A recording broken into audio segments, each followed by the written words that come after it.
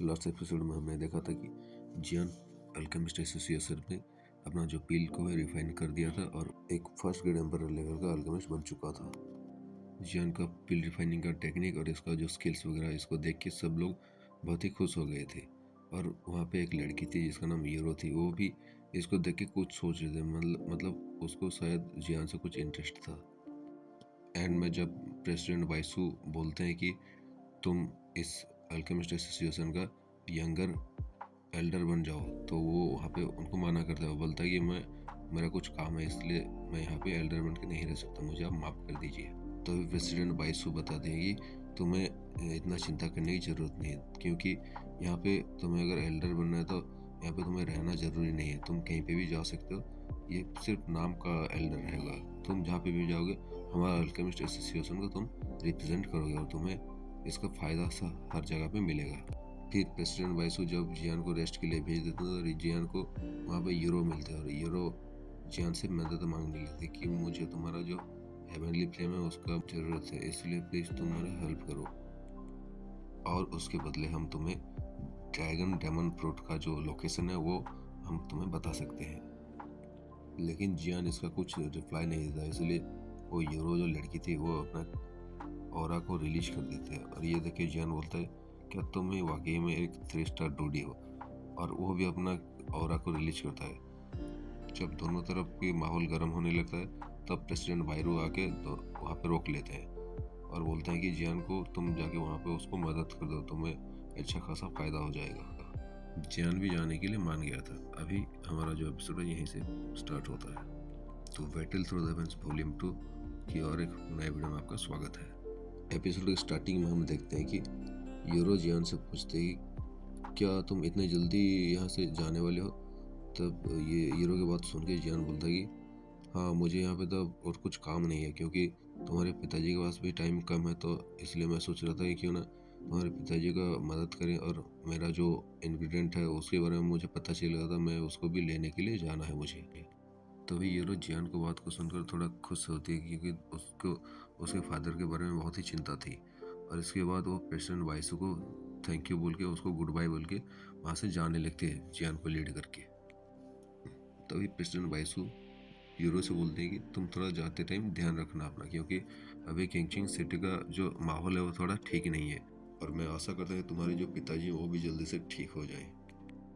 Euro भी reply करते बताती है कि अच्छा ठीक है प्रेसिडेंट, मैं आपका बात को ध्यान में रखूंगी और ठीक से जाएंगे हम लोग। ये कह के वो लोग अल्केमिस्ट एसोसिएशन से बाहर निकल गए थे। अभी हमें बताया जाता है कि किंगचिंग सिटी के अंदर 3 मेजर फोर्सेस हैं जो कि यहाँ पे रूल करते हैं। पहला जो है यू फैमिली, दूसरा लेई फैमिली और तीसरा जो है अल्केमिस्ट एसोसिएशन। इनमें से जो अल्केमिस्ट एसोसिएशन है ये हमेशा एक न्यूट्रल रिलेशनशिप रखता है दोनों के अंदर, और बाकी के जो दोनों फ्रैक्शंस है ये भी अच्छा खासा रिलेशनशिप में थे, लेकिन कुछ टाइम से ये भी थोड़ा ज़्यादा अच्छा रिलेशन नहीं है इन दोनों के बीच में।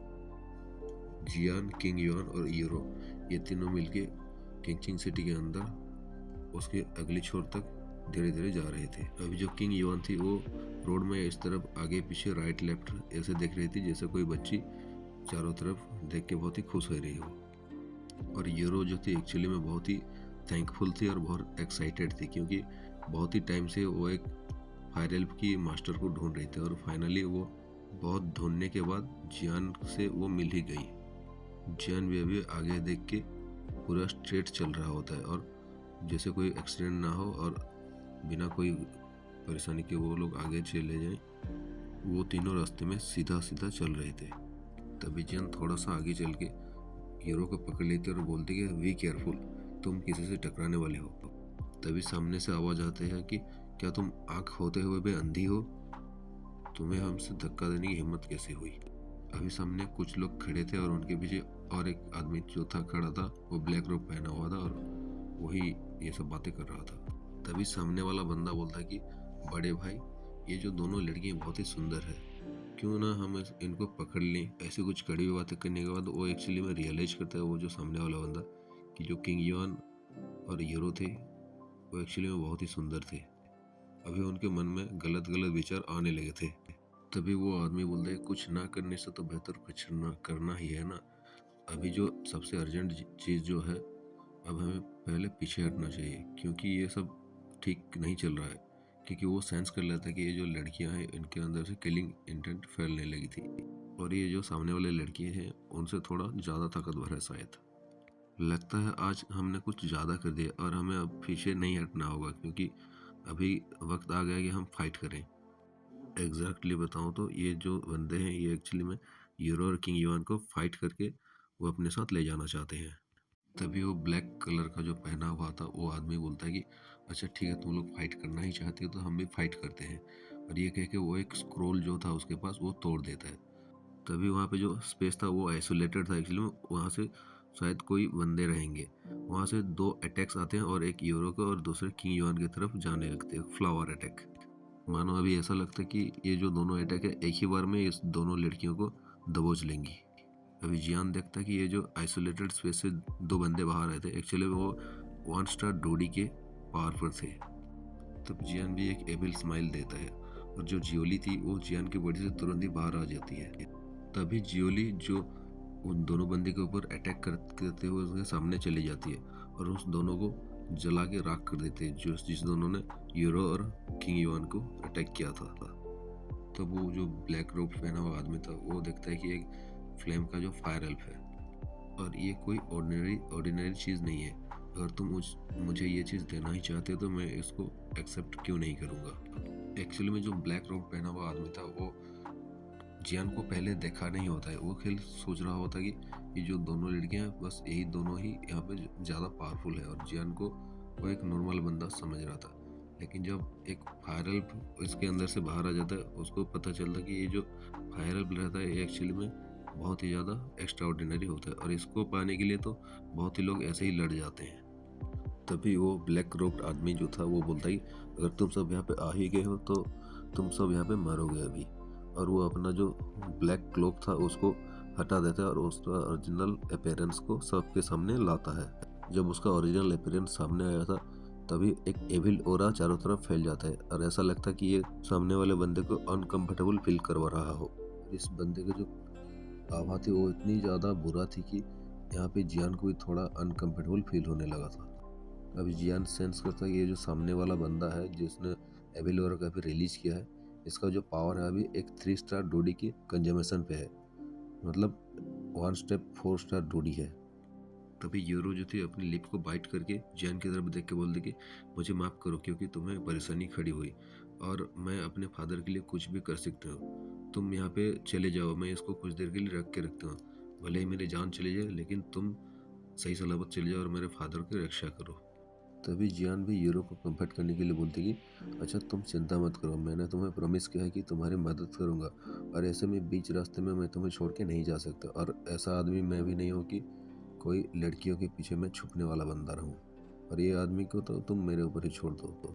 तभी वो सामने वाला जो एविल आदमी था वो जियान को देख के बोलता कि तुमने ऐसा बोलने की कैसे हिम्मत की, अगर तुम ऐसा बोलते ही हो तो ठीक है, चलो मैं तुम्हें आज 100 पीसेस में काट के तुम्हारा जो फायर एल्ब है उसको मैं अपडेट कर लूँगा और ये जो दोनों लड़कियां बहुत ही प्यारी हैं, तुमसे बहुत ही अच्छी तरह से पेश आ रही है ना, इनको मैं आज अपने साथ ले जाऊंगा। और ऐसा नहीं कि जियान के लिए ये ज़्यादा मुश्किल का काम है क्योंकि ये एक 4 स्टार डोडी के आसपास ही है और जियान के लिए ये बहुत ही आसान है इसको डिफीट करना। हालांकि ये सामने वाला बंदा जो है एक नॉर्मल बंदा नहीं है और ये एक बुरी हवा को पोजेस करता है, इसके लिए थोड़ा जियान को चिंता है कि शायद ये कुछ अलग तरह की ट्रम्प्स कार्ड को होल्ड करता होगा। अभी बिना कुछ टाइम भी वेस्ट किए वो जो ब्लैक कलर का जो आदमी था वो जियान की तरफ एक पाम अटैक शूट कर देता है और बहुत ही तेजी से उसकी तरफ आने लगता है और उसके हाथों में जो अभी जो पावर घूम रहे थे वो बहुत ही खराब तरह की आवाज़ थी और एविल पावर से भरी हुई थी। तभी उसके अगेंस्ट जो जियान था वो भी एक पाम अटैक करता है और वो था ग्रेट हेवंस फॉर्च्यून पाम और ये बहुत ही terrifying heaven level fighting skill में से एक था। तभी वो जो एविल हो रहा था उसका पाम अटैक और जैसे कि ग्रेट हेवंस फॉर्च्यून पाम ये दोनों अटैक एक जगह पे टकराए थे, वहाँ पे बूम बूम के साथ एक दो ब्लास्ट होते हैं। अभी हम देखते हैं कि ये जो ब्लास्ट की वजह से जो वायलेंट एनर्जी का रिपल्स था वो एक के बाद एक चारों तरफ फैल रहा था।